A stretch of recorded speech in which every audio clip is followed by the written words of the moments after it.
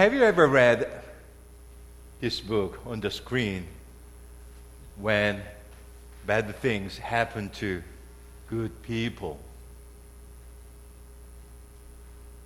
It is a book for the problem of evil and suffering of good people. The book was a New York Times bestseller for many months in the nonfiction category. It is a 1981 book written by Harold Kushner. He's a rabbi. He addresses in the book the suffering of the innocent. His question is this: if the universe was created by God, who is good and loving, why is there so much suffering in the world? The book was written by his personal experience of suffering.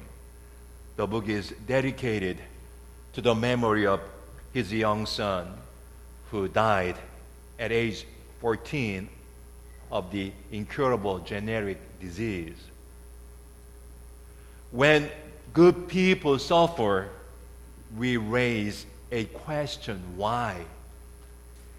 They have been good, they are innocent, why they are suffering? We seek answers about the question. In his book, the author gives an explanation why innocent people or good people suffer in the world. According to him, although the world was created by God, God no longer gets involved with matters in the world. God takes a distance from people. It means the world operates itself. Therefore, bad things randomly happen to every kinds of people, good people and bad people.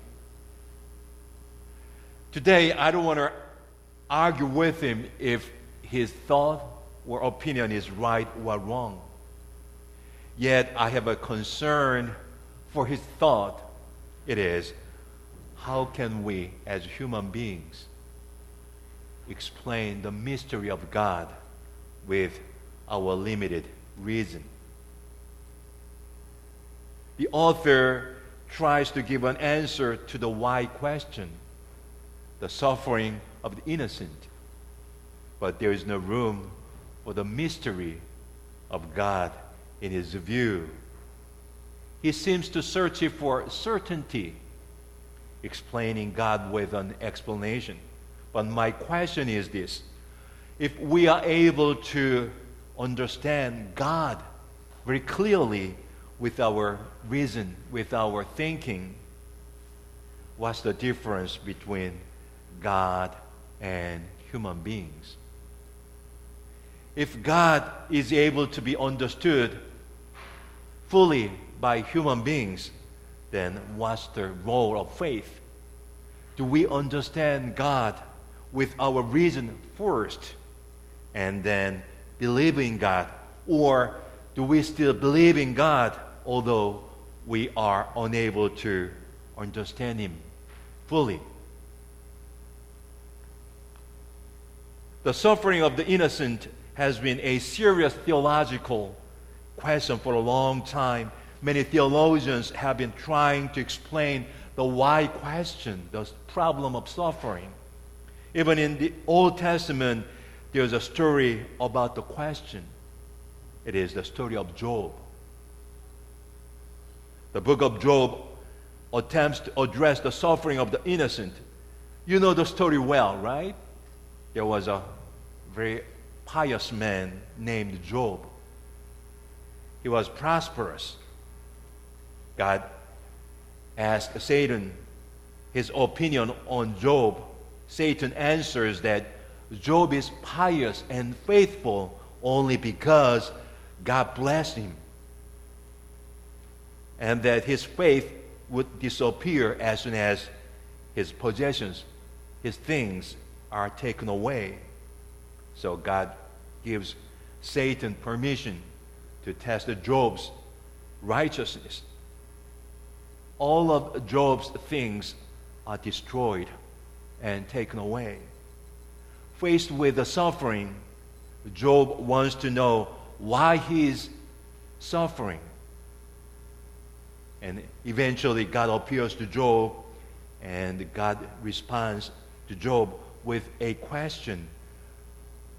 Where was Job when God created the world?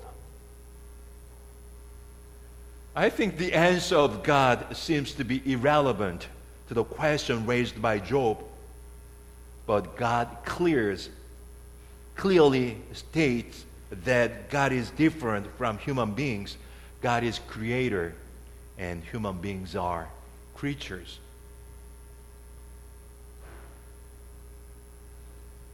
It is interesting that Job asked for explanation of why he was suffering. He was looking for certainty, but God reminded Job that God doesn't have to explain everything to human beings.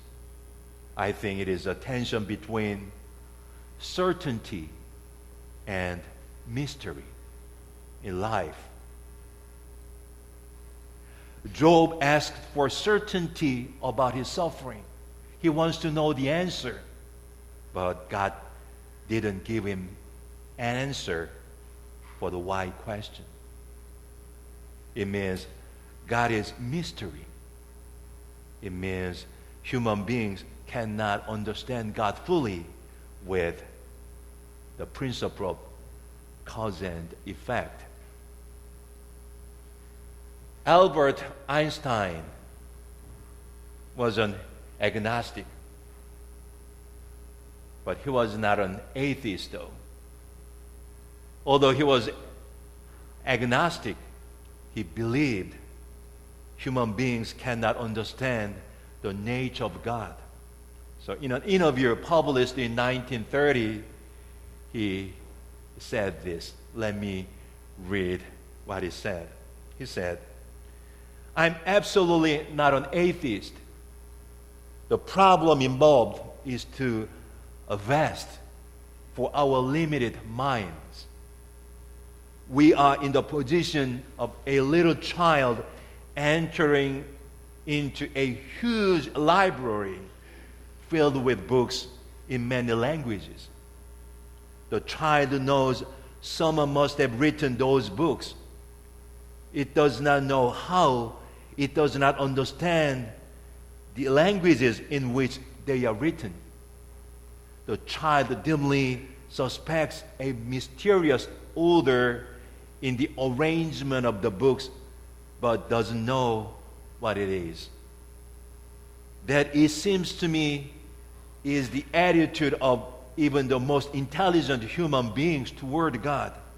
We see universe marvelously and obeying certain laws, but only dimly understand these laws."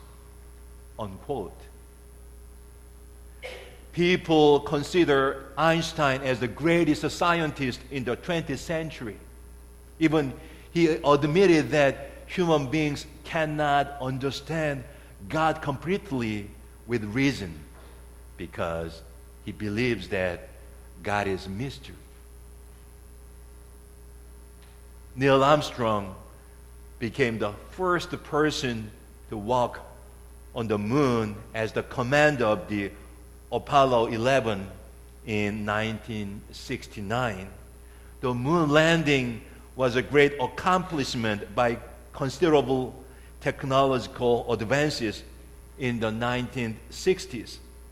Because the moon landing, human beings came to know what the moon is all about. It was just that star, that planet where no living creature exists. They got certainty what the moon is about. But what have people lost? They have lost the mystery of the moon. Throughout the history of human beings, the moon has been the subject of art, literature, and inspiration. It has been a motif in art, poetry, and music. In different cultures, people thought there lives a man or a rabbit or a buffalo in the moon. In many ancient cultures, the moon was personified as a deity. The moon was a good motive for imagination, fantasy, and inspiration. When I was a child, I thought the moon is a place where a rabbit lives. So whenever I saw the moon, I had imaginations, fantasies about it. But one day I learned the moon is just a dead planet. I lost lots of interest in the moon. But I didn't want to lose my imagination, my poem, my inspiration, my fantasy. So I began to see the moon again with mystery.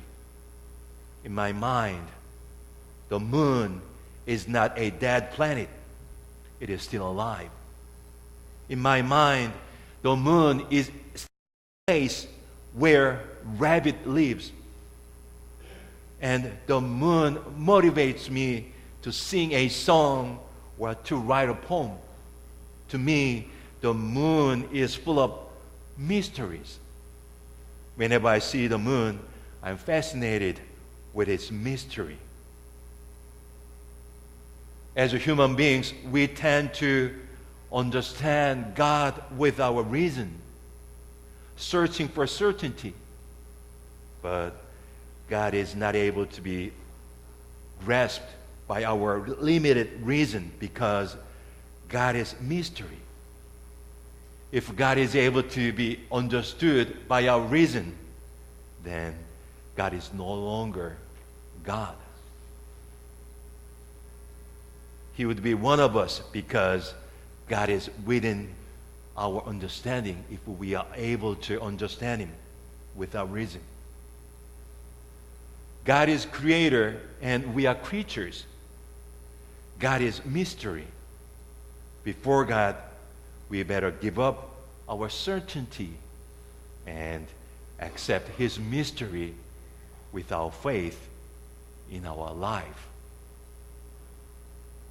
Brothers and sisters, let the moon exist as mystery in our heart. Let God remain a mystery in our heart. God is the greatest mystery in life. Amen.